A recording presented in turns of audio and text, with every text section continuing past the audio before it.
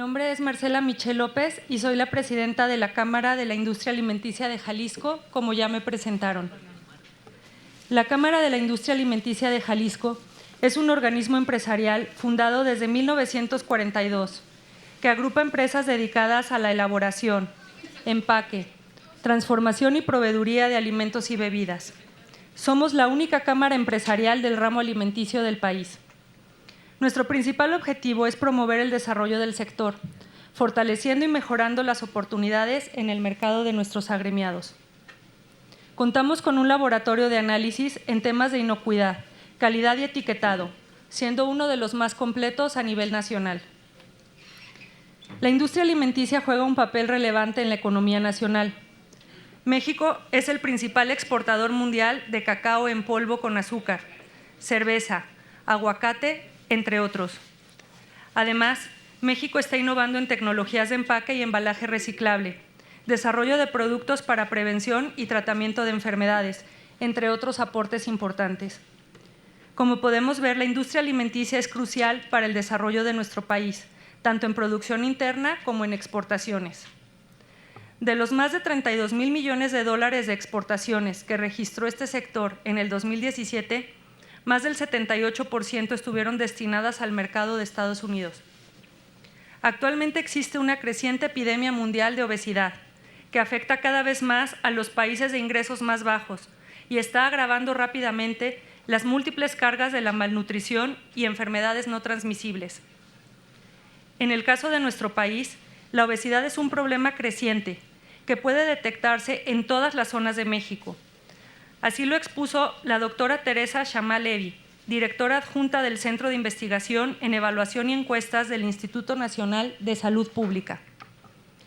La situación es ciertamente alarmante, por lo que es necesario que tanto Estado como sociedad busquemos soluciones efectivas para resolver este problema de salud. Una de las múltiples medidas que se pretende implementar en esta búsqueda es un sistema de etiquetado de alimentos más accesible, claro e informativo para el consumidor promedio. La normativa actual de etiquetado es en general informativa. Se expresan claramente los porcentajes de azúcares, sodio, grasas y calorías por la unidad de medida que especifica la norma para cada caso. No obstante, podría ser más clara para los consumidores, en especial para aquellas personas con un menor acceso a la información y educación. El modelo de etiquetado chileno, implementado a partir del 2016, ha recibido críticas favorables en cuanto a su claridad y efectiva comunicación para el público consumidor. Es una propuesta bastante noble y que podría ser de gran ayuda al consumidor. Estoy muy contenta y tranquila después de escuchar que aquí se está mencionando que la idea no es ir contra la industria, que se tome en cuenta su importancia y lo que nos representa como nación. Estamos a favor de la salud y de sumarnos a una actitud de diálogo y trabajo conjunto para migrar como país hacia una cultura enfocada al combate de la obesidad y a la prevención de enfermedades que los malos hábitos de salud ocasionan. El 98.7% de la industria alimenticia está formada por micro y pequeñas empresas. Por lo menos así es en el estado de Jalisco. Es necesario atender su vulnerabilidad y necesidades, y así buscar la manera de facilitar su transición en la implementación de estos cambios. Estamos dispuestos a sumarnos a todo lo que nos honre y nos haga crecer como nación. Sí quisiera enfatizar que esto es un proceso y necesitaremos apoyo de nuestras autoridades para cambiar lo necesario sin generar una afectación a la economía. Muchas gracias. Agradecemos la participación de la presidenta de la Cámara de la Industria Alimenticia de Jalisco. Muchas gracias. Continuamos ahora con la participación del doctor Javier Mancilla Ramírez, presidente de la Academia Mexicana de Pediatría, con el tema Postura de la Academia Mexicana de Pediatría sobre el etiquetado frontal de bebidas y alimentos. Buenas tardes. En primer término, agradecer al señor senador, el doctor Miguel Ángel Navarro Quintero, ginecobstetra y un buen amigo, el invitar a nuestra corporación a dar su opinión acerca de este tema. ¿Podemos ver la siguiente, por favor? Tal vez mi presentación sería una especie de resumen de todo lo que hemos ya revisado aquí. Recordemos que 1 de cada 3 niños en México tienen obesidad y 7 de cada 10 adultos también la padecen. Ahora, esto no es realmente el objetivo principal de esta reunión. El objetivo es revisar la pertinencia de modificar un sistema de etiquetado y partiríamos del derecho fundamental que tiene toda persona de tener derecho a la información, de tener acceso a la información. Y yo quisiera decir en este contexto que es muy importante la regulación de la publicidad y por supuesto que es muy importante que las personas conozcan información acerca de lo que comen, pero lo más delicado para nosotros como pediatras es que los niños y adolescentes tengan el acceso a la información en su nivel de percepción de manera adecuada para saber realmente qué es lo que comen. La siguiente, por favor. El etiquetado ya se mencionó, está dado actualmente en base a las guías diarias de alimentación. Fue implementado por un acuerdo de la COFEPRIS. Sé que va a estar COFEPRIS aquí y creo que va a haber el momento para que la academia pueda hacer algunos cuestionamientos.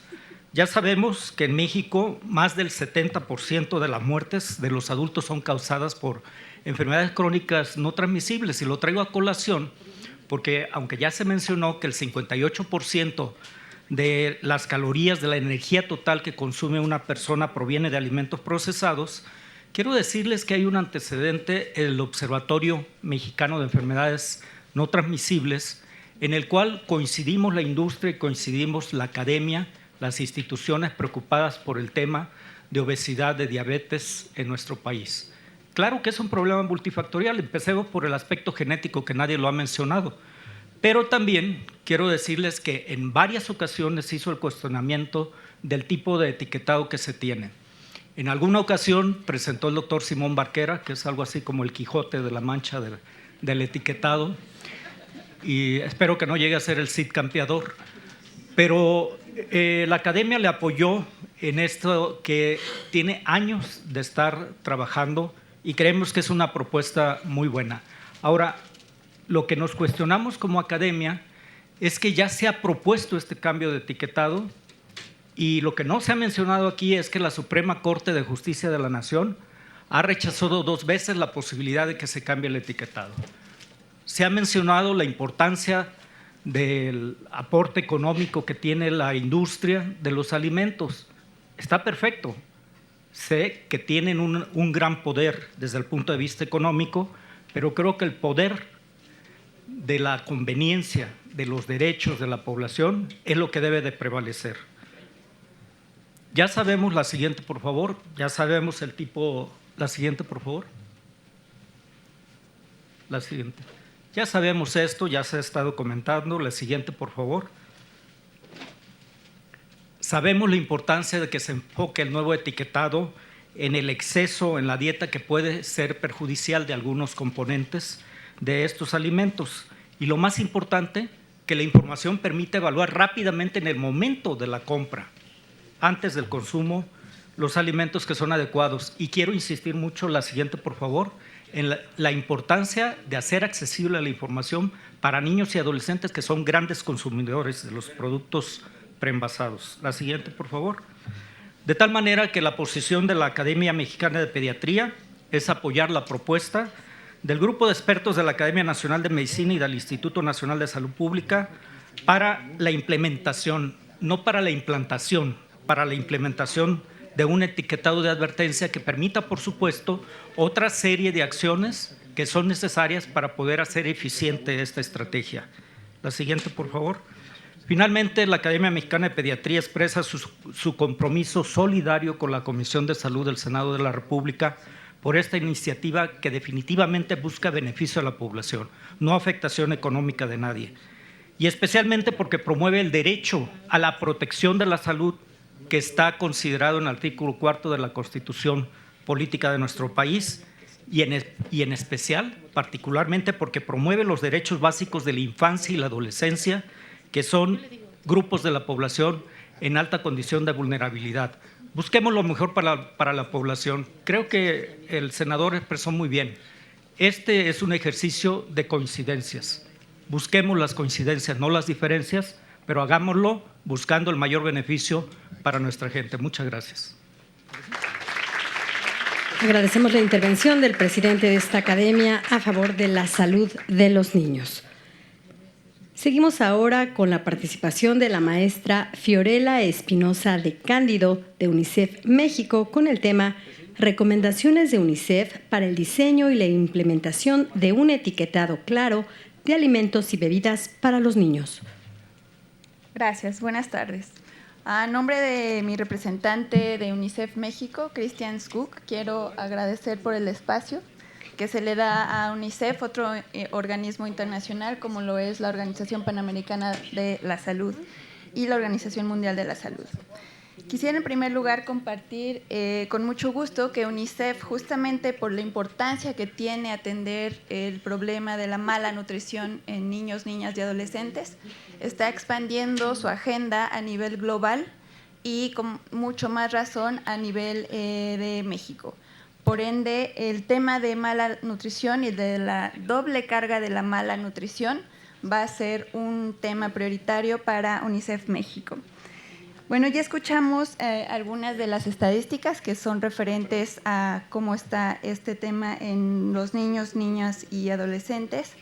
Y yo quisiera centrarme en un importante aspecto de la alimentación de este grupo poblacional. Si pueden pasar la próxima diapositiva. Este es un dato que no se ha comentado. Estas gráficas muestran el porcentaje de preescolares, niñas, niños escolares y mujeres y hombres adolescentes que están consumiendo una cantidad excesiva de azúcares añadidos y de grasas saturadas. Es decir, más de la mitad de niños, niñas y adolescentes están consumiendo unas cantidades por encima de las recomendadas por la Organización Mundial de la Salud, que ya hemos hablado aquí el día de hoy.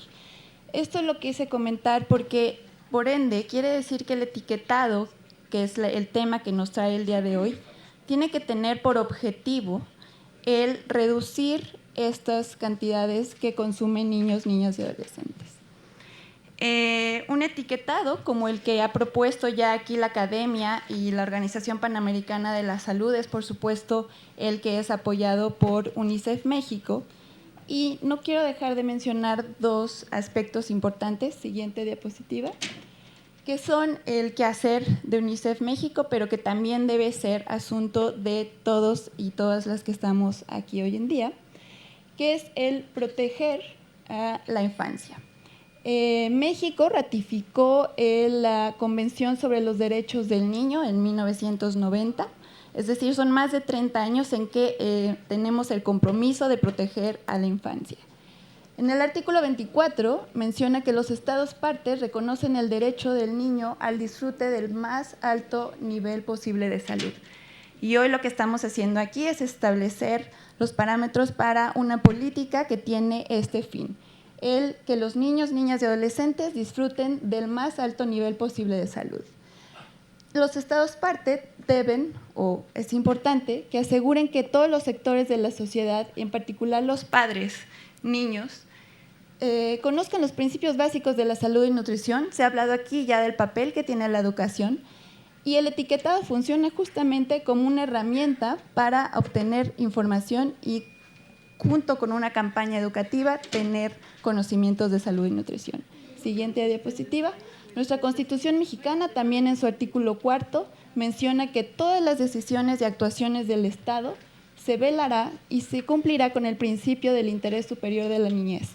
Es decir, que este principio debe guiar el diseño, ejecución, seguimiento y evaluación de las políticas públicas dirigidas a la niñez, y el etiquetado no escapa a este fin. Siguiente. Quiero mencionar aquí las conclusiones y recomendaciones de un análisis que se realizó por UNICEF en diversos países de la región.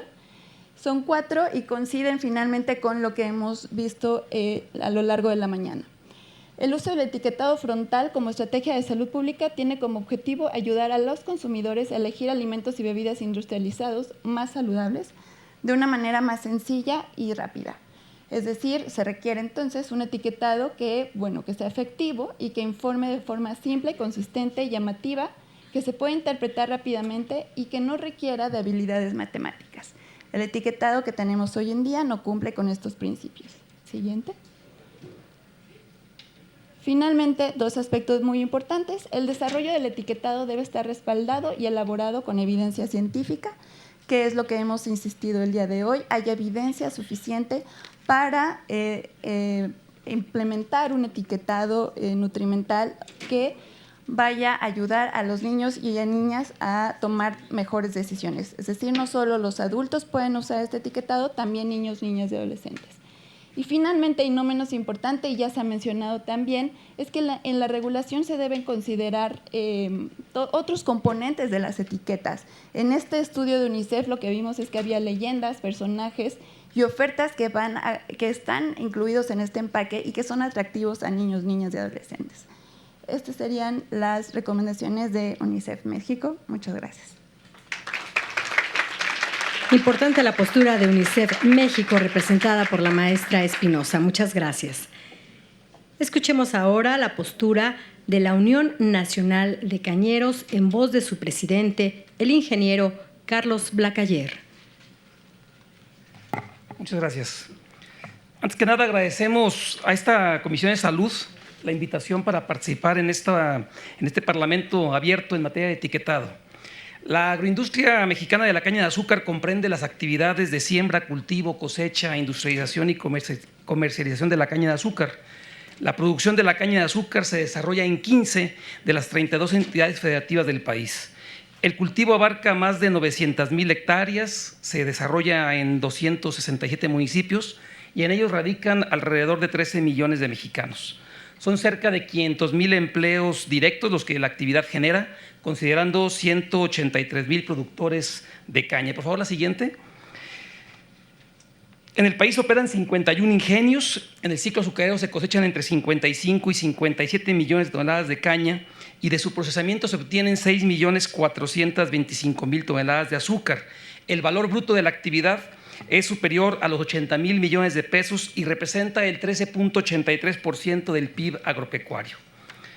Identificando al azúcar de caña y la fructosa de maíz como los principales edulcorantes, por favor la siguiente, utilizados en México, se estima un consumo anual de 5.7 millones de toneladas, volumen que en los últimos 10 años no ha presentado crecimiento. La demanda se satisface con 4.2 millones de toneladas de azúcar de caña nacional y 1.5 millones de toneladas de fructosa de maíz importada de los Estados Unidos de América. Por favor, la siguiente. El consumo de fructosa hoy representa casi un tercio del consumo total, siendo que hace 25 años su consumo era prácticamente de cero. La siguiente. Desde el punto de vista de los productores de caña, percibimos prácticas desleales de comercio en las importaciones de fructosa proveniente de los Estados Unidos de América, lo cual afecta el acceso del azúcar natural de caña mexicana al mercado nacional. La siguiente, por favor. El azúcar se obtiene naturalmente de la caña, en tanto la fructosa de maíz es resultado de un proceso enzimático, siendo por tanto de naturaleza diferente. A diferencia de la fructosa, cuya materia prima son maíces producto de la manipulación genética, el azúcar de caña se obtiene de una materia prima de origen natural. Por lo tanto, dadas las diferencias tanto de origen como del aspecto metabólico nutricional, señalamos nuestras preocupaciones en cuanto a que se ha generalizado en los etiquetados de ingredientes el término azúcares. En materia de etiquetado proponemos la diferenciación explícita de estos ingredientes. También es importante analizar la correlación entre el consumo intensivo de jarabe de maíz, fructosa, y la prevalencia de obesidad. Un estudio de la Organización Internacional del Azúcar nos muestra que el caso mexicano reporta que la proporción azúcar-fructosa pasó de 94.6, 5.4% en 2001 a 76.9% y 23.1% en 2014. El dato actualizado ya es de 72% azúcar de caña y 28% fructosa de maíz. Igualmente, rechazamos la satanización que se ha hecho del producto azúcar en las campañas de prevención y promoción de la salud. Sobrepeso y obesidad tienen múltiples factores de origen. Nos preocupa el enfoque de atención centralizado en bases impositivas bajo el supuesto de desalentar el consumo por precios más altos a los consumidores, lo cual desencadena reformulaciones hacia ingredientes sintéticos u otros sustitutos que pueden tener una percepción confusa, por favor la siguiente, por parte de los consumidores y otros posibles riesgos para la salud no previstos. En Wikipedia encontramos que se conoce como hiperhidratación el síndrome y cuadro clínico que ocurre cuando hay un hiperexceso de agua en el cuerpo. Todo en exceso es malo. El estudio de la Organización del Azúcar, Internacional del Azúcar, elaborado en julio de 2016, denominado Azúcar y Salud, presenta datos de la FAO que nos indican que en 50 años, entre 1961 y 2011, el consumo diario de kilocalorías pasó de 2.194 a 2.868 kilocalorías por día. En tanto, el porcentaje correspondiente a azúcar y edulcorantes cae de 9 a 8% en el mismo periodo. En sus conclusiones destaca: el azúcar se ha convertido en el nuevo objetivo de los legisladores y de las campañas de salud pública en la lucha contra el sobrepeso y la obesidad. Y también informa: las estadísticas demuestran que las poblaciones están comiendo más cantidades de casi todos los macronutrientes y que se ejercitan menos. Haciendo evidente cómo el señalado estudio lo refiere, el problema de la obesidad es mucho más complejo que echar la culpa a un solo ingrediente. Entrego al terminar mi presentación este estudio de ISO a los señores senadores para que igual lo pudieran tomar en cuenta. En concordancia con la compilación contenida en el libro Obesidad en México, editado por el Instituto Nacional de Salud Pública de octubre del 18, nos presenta diversos documentos de estudios donde observamos mayoritariamente el centralismo en los temas impositivos y en el ingrediente, siendo muy pocos los análisis que abordan el aspecto multifactorial y que señalan que la política pública debiera otorgar la importancia que le corresponde a la actividad física. Senadoras y senadores, agradezco puedan estudiar, analizar y considerar lo aquí expuesto. Como ciudadano y productor rural, felicitamos la realización de este tipo de foros, exhortando a que la política pública que se define y apruebe tenga bases sólidas, que integre a las cadenas productivas evitando sesgos y que resulte en una comunicación objetiva, en inversión para infraestructura que estimule la actividad física, que promueva el cultivo y comercialización de alimentos sanos y variados y que estos sean de fácil acceso para la población. Muchas gracias. Relevante la presencia y participación del presidente de Los Cañeros sobre los datos presentados del azúcar de caña. Muchas gracias. Pasamos ahora al bloque de preguntas. Senador Américo, adelante.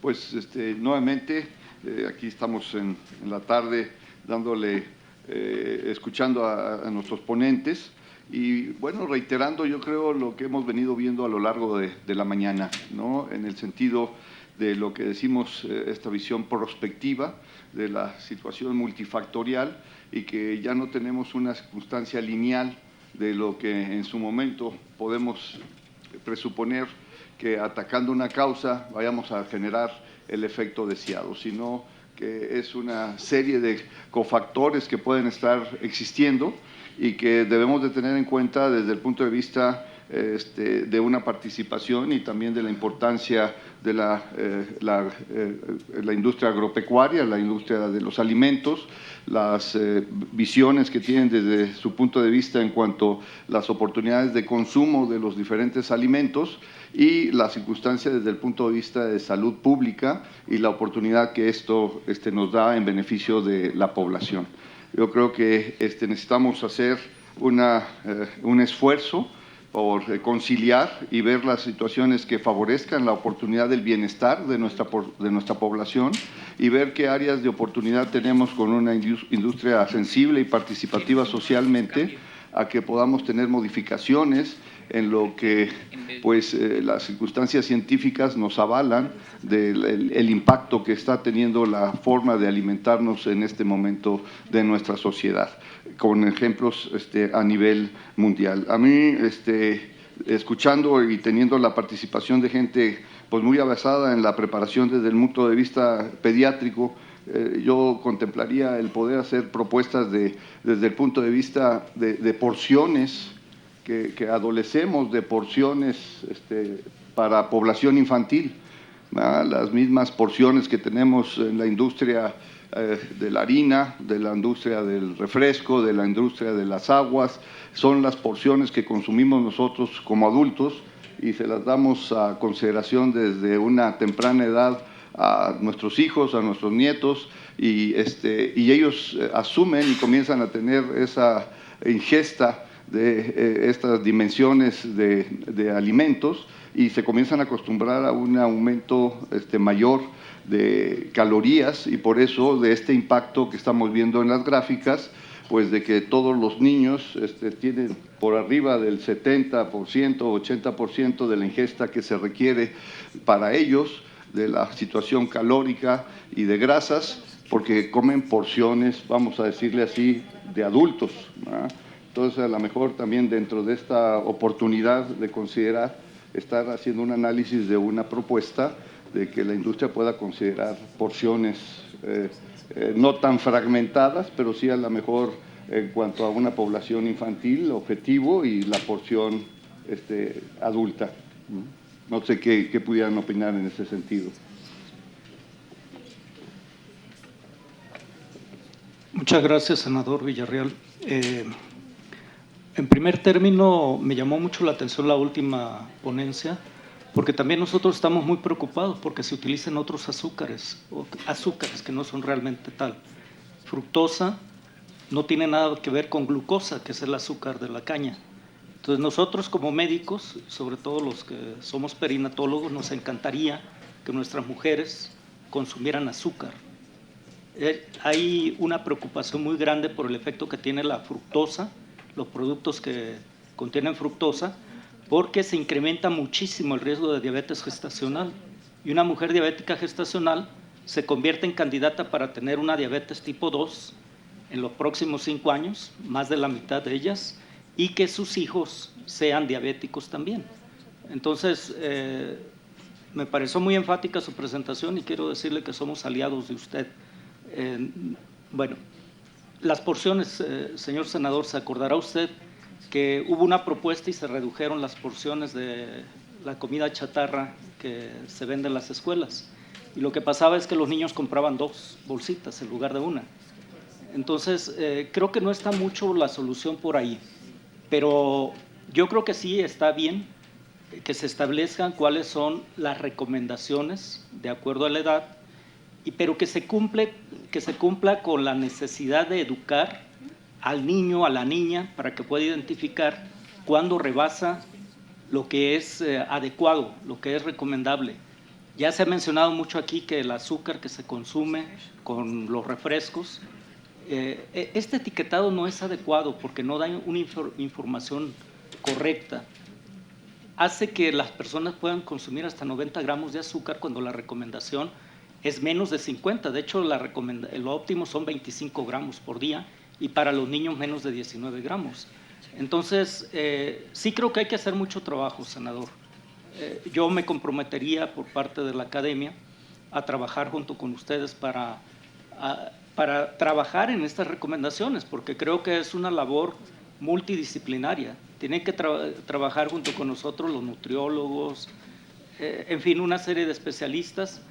Pero, de nuevo, el problema es muy complejo. A lo mejor no venimos a proponer que se reduzcan porciones, no venimos a proponer eso. Venimos a proponer que se cambie el etiquetado para que sea más accesible a la población, para que sea útil a la población. Las experiencias de Chile ayudan mucho, ¿no? Con los niños que le dicen a la mamá, y eso lo hemos experimentado también nosotros aquí en México. Cuando se hacen programas de ejercicio en las escuelas primarias, cambia tremendamente los hábitos de los niños. Dejan de ser tan sedentarios, dejan un poco los videojuegos y luego buscan ya el ejercicio. Entonces, creo que sí hay muchas acciones que hacer y no nos alcanza el tiempo para comentarlo. Muchas gracias. Sí, doctor Mancilla, muchas gracias.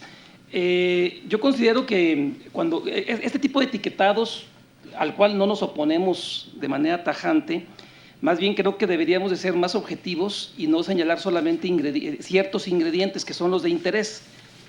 porque cuando se habla de reformulación, si se reduce azúcar, algo se agrega. Si se reducen grasas, algo se agrega, y normalmente esos son productos químicos. Yo agregaría, como una gente que vive en el medio rural, yo me doy cuenta que un buen alimento es aquel que se descompone naturalmente. Cuando vemos los alimentos industrializados, reducidos en esto, reducidos en aquello, pueden pasar días, semanas o meses fuera del refrigerador y ni un hongo le sale. Un buen alimento es aquel que le salen hongos cuando pasa su ciclo de vida natural. Una buena fruta es la que se descompone si se queda muchos días en el anaquel, no que se quede toda la vida puesta en el anaquel como para fotografía. Entonces, a mí sí se hace muy interesante lo que dijo Jairo Romero en el aspecto de los alergenos. Yo creo que es un tema que tenemos que considerar. El tema de aditivos, colorantes, una serie de cuestiones que a lo mejor cuando yo quito algo, porque originalmente la tía Rosa lo había puesto, le cambiamos por otra cosa para que siga dando el aspecto de lo que daba originalmente el ingrediente original que estamos reformulando. Entonces, yo creo que es muy importante que cuidemos esa parte y no vayamos a caer en el hecho de que alguien que hoy no tomaba refresco o se tomaba un refresco, diga, ahora sabes que ahora me bebo 50 porque ya es saludable, ya le quitaron la etiqueta. Entonces, de alguna manera yo creo que hay que ser muy objetivos. También, por otra parte, me llamó mucho la atención la gráfica que nos mostró la doctora Koffer, donde cómo evoluciona en los años el tema de la obesidad, y efectivamente va ligado al consumo intensivo de fructosa en nuestro país. En México no se consumía fructosa sino hasta a partir de la entrada en vigor del Telecán. El sector mantuvo a raya la fructosa con demandas por dumping, con un impuesto especial que se aplicó a los refrescos que utilizaban edulcorante distinto hasta el 2006, edulcorante distinto al azúcar, que se aplicó hasta el 2006, y luego después viene el incremento del consumo de fructosa a llegar a 1/3 del consumo actual de edulcorantes, sustituyendo al azúcar de caña. Entonces, yo creo que esa lámina que nos vincula prácticamente la alimentación Telecán contra la alimentación anterior que teníamos los mexicanos que crecimos con los productos industrializados, pero quizás con otros ingredientes, a diferencia de los que se formulan el día de hoy, ¿no? Muchas gracias. Adelante, por favor. Sí. Bueno, es bien importante también remarcar cómo es muy necesario tomar en cuenta la evidencia científica para la toma de decisiones.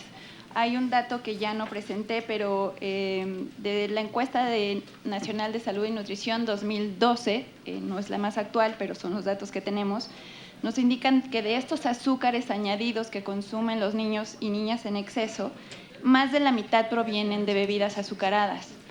Hay que ver que las bebidas azucaradas no solo son los refrescos, por ejemplo, que tienen esta combinación de jarabe de maíz de alta fructosa con azúcar, sino que también son jugos que van acompañados de una mercadotecnia un tanto agresiva, tanto para padres como para niños. Entonces, estos jugos se venden con personajes, con promociones, con ofertas, y es donde los niños y niñas están obteniendo estos azúcares añadidos. Entonces, independientemente de las porciones, los niños, como bien dicen, pues terminan consumiendo altas cantidades de estos productos. Que señalan por parte de UNICEF, lo tomo. Hay que decirlo, el refresco mexicano y muchas de estas bebidas que señala se elaboran únicamente con fructosa y enmascaran en el etiquetado la palabra azúcares. Por eso el sector de productores de caña hemos estado insistiendo en la diferenciación, porque son dos ingredientes que ambos endulzan, como otras cosas más también que también pueden endulzar, pero que son de origen distinto, ¿no? Entonces, yo creo que si estamos hablando del derecho del consumidor a estar bien informado, es derecho del consumidor saber qué ingrediente tiene y con qué está siendo endulzado su producto.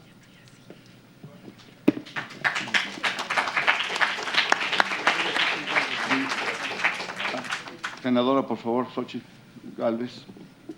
Muchas gracias.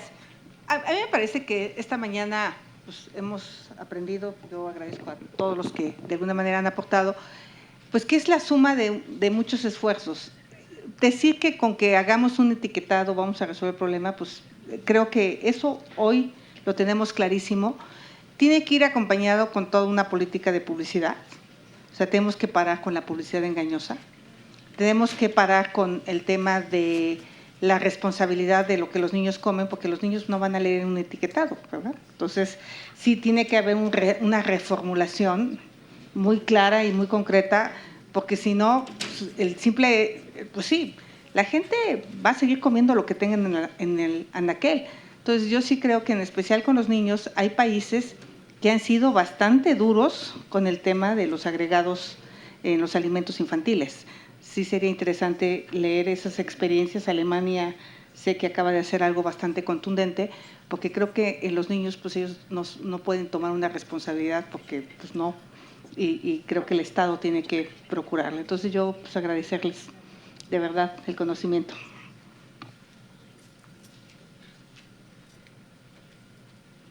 Y aprovechando al ingeniero Blaqueyer, hay una pregunta a través de las redes que nos pide que nos dé su opinión acerca de cuál es la posición de las autoridades sobre tratar de disminuir los niveles de importación de la fructosa de Estados Unidos.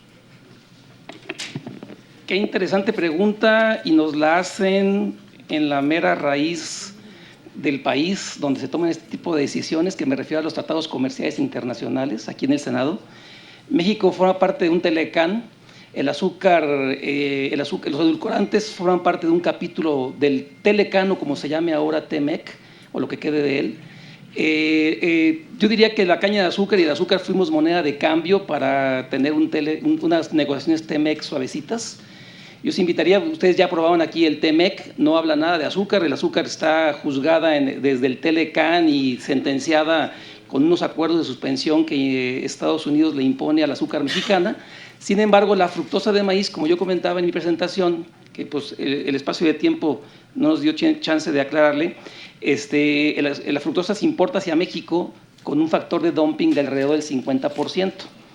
Cuando se establecen impuestos para encarecer, pues las industrias van a usar ingredientes más baratos. Entonces aquí hay un tema de competencia desleal, y la fructosa se usa en nuestro país porque se viene a vender al 50% de lo que vale en el mercado norteamericano. Según datos de la información que tenemos en zonas de Estados Unidos de consumo, la fructosa por tonelada base seca se cotizan alrededor de los $850, y según Aduanas de México, las importaciones de fructosa en nuestro país registran valores por debajo de los $500.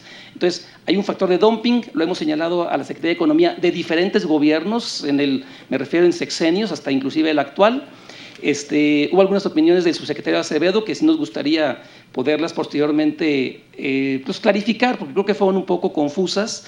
Pero sí tenemos una situación de fructosa, azúcar, México, Estados Unidos, que genera una competencia desleal, aparentemente pues basada en el plan de comprar del extranjero lo más barato, ¿no? Entonces, de alguna manera yo creo que el azúcar mexicano es de calidad, es competitiva, ha demostrado capacidad de abasto, somos autosuficientes, y sin embargo competimos deslealmente, o compite deslealmente la fructosa en territorio nacional.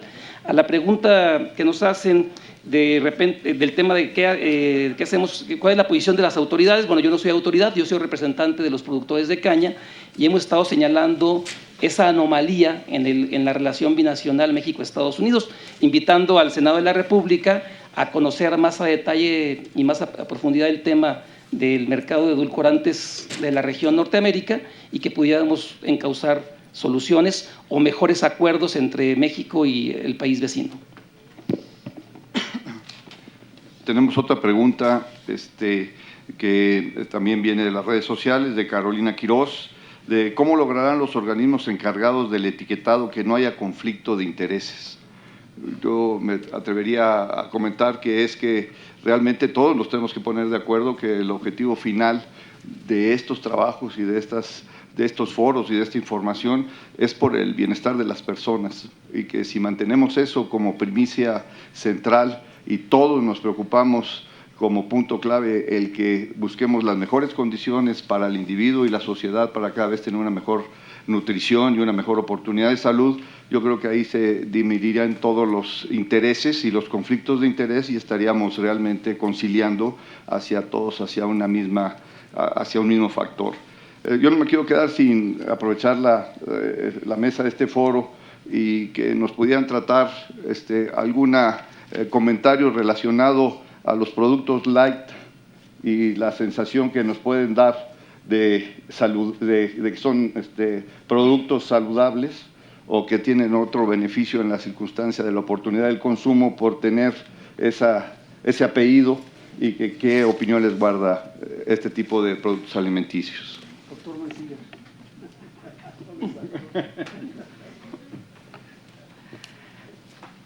Hace un rato en la mañana platicaba con el doctor Romeo y nos preguntábamos, ¿quién va a calificar? Los que sí cumplen y los que no cumplen. Entonces aquí viene otra situación delicada, ¿no? Es un punto crítico en quién califica. Y creo que deben de calificar los más preparados técnicamente. Y tienen que calificar sin este conflicto de intereses. Porque a mí sí me preocupa mucho lo que ha pasado los últimos 2 años con la Suprema Corte de Justicia de la Nación, que toma una decisión de revertir el amparo que estableció el poder, creo que por ahí viene, ¿no? El poder del consumidor más adelante, para poder cambiar el etiquetado por uno más accesible a la población. Y entonces me preocupa mucho que no lo hagan con una asesoría adecuada, porque a la Academia Mexicana de Pediatría, donde tenemos los principales expertos en obesidad infantil del país, no nos convocaron nunca para esto. Somos órgano asesor de la Secretaría de Salud y constantemente recibimos la solicitud de opinión del legislativo, tanto de la Cámara de Diputados como de senadores, pero en este caso no se pidió la opinión de los expertos en el tema. Entonces me preocupa sobre todo eso, ¿no? Con los productos lights, pues hay un montón de productos alternativos, sintéticos, semisintéticos, edulcorantes diferentes a la glucosa, pero va más allá, ¿no? Porque hay otros componentes también. No es exclusivamente el azúcar. Sí hay muchos aditivos, hay la famosa goma arábiga de Bin Laden. En fin, yo creo que deben de ser los especialistas que están técnicamente preparados, pero debe haber una regulación efectiva. Y me angustia la situación de COFEPRIS. Ojalá y haya un cambio eficiente en COFEPRIS, porque se han estado autorizando situaciones que perjudican a la población en su salud. Entonces, a mí sí me preocupa esa situación. Lo dejo en la mesa. Gracias.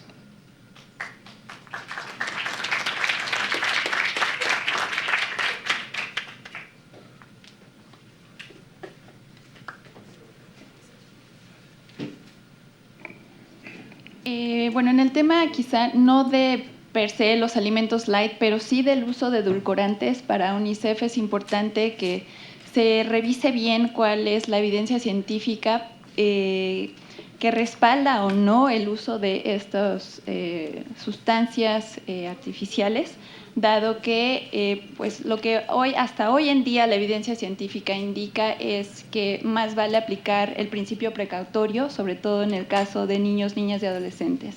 Entonces, sí sería como un punto a tomar en cuenta para este próximo proceso de implementación de un etiquetado.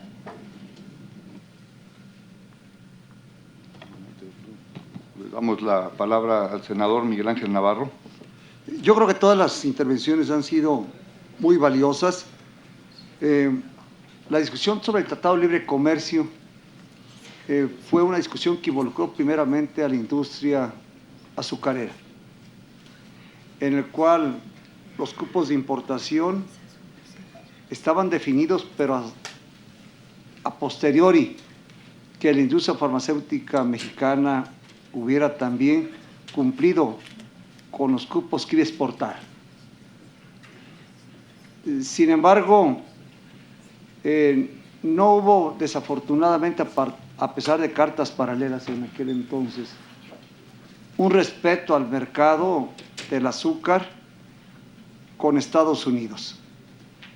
Y no solamente no hubo, sino que también empezó la desmedida importación de alta fructosa. En ese entonces hubo un colapso de la industria azucarera nacional para que no se produjera azúcar en el país. Vino un colapso de las zonas productoras de caña, desafortunadamente, donde quisieron ir a un cambio desafortunado en muchas ocasiones, que no redituó en mayores ganancias para los productores, ya que donde no se sembraba y se producía agave, se empezó a tratar de intentar cambios de producción para poder sobrevivir. Para poder sobrevivir, a la postre llevaron a los ejidatarios en aquel entonces, inclusive en fecha reciente, a rentar las parcelas a precios verdaderamente lamentables, muy lamentables. Hoy en día, Estados Unidos particularmente no cumple con los cupos de importación y tiene que salir al mercado internacional un azúcar que debe ser castigada en los precios. Es castigada severamente en los precios. Aquí se ha abierto un análisis. Yo quisiera, al final de esta reunión, encontrar de parte de la industria que no van a ir a interponer una controversia a la Suprema Corte de Justicia de la Nación, porque de nada serviría lograr un consenso entre todos. Yo creo que aquí tenemos que ganar todos. Como dice el corrido de Guanajuato, aquí se apuesta la vida y se respeta al que gana. Y tenemos que ganar todos, yo creo, ¿sí? Si tenemos una propuesta equilibrada, porque en ocasiones la Suprema Corte toma criterios, como ha dicho el doctor Mancilla, que da la apariencia que no son asesorados por expertos en la materia. Hoy se fustiga mucho el uso de transgénicos y la alta fructosa es elaborada con transgénicos, con maíz transgénico, ¿sí? Y incorporada al mercado nacional. Entonces yo creo que estamos ante una enorme oportunidad de ir complementando a través de este foro una gran propuesta. Yo quisiera, a través de la solicitud que nos hicieron como Cámara Revisora, en el caso de que la Cámara de Diputados apruebe el dictamen que ya se discutió en comisiones, yo quisiera pedirle a la colegisladora pudiéramos discutirlo de manera conjunta, porque el Senado de la República, siendo pares y respetuosos, también tiene que emitir criterios, en lo que se pudiera en un momento dado aprobar e incorporar a la Ley General de Salud. Si es un momento en que las funciones de la COFEPRIS se deben de agigantar, con el fin de legitimar la calidad de los productos que está consumiendo la población mexicana, a través de hacer procesos también más ágiles y no hacer largas filas donde desafortunadamente no se emiten criterios de manera ágil que la sociedad está esperando. Creo que la UNICEF nos acostumbró a que en la década de los 80 estaba más echada hacia adelante. Hoy está más retraída la UNICEF. Lo vimos cuando enfrentamos el reto de la vacunación universal. Hoy tenemos que vacunar contra la obesidad, el sobrepeso y la diabetes, ante una cultura que no solamente se vea reflejada en el compromiso de tratados internacionales, sino también en organizaciones como la UNICEF, que deben de penetrar como penetramos en su momento, para disminuir la mortalidad infantil, para disminuir la mortalidad materna y para hoy en día disminuir la mortalidad que tiene como causa número 1 en México la diabetes. Espero que también los organismos internacionales, aparte de las consejerías que dan, que son muy valiosas, se involucren aún más dentro de la política pública de México para disminuir ese tipo de flagelos. Muchas gracias.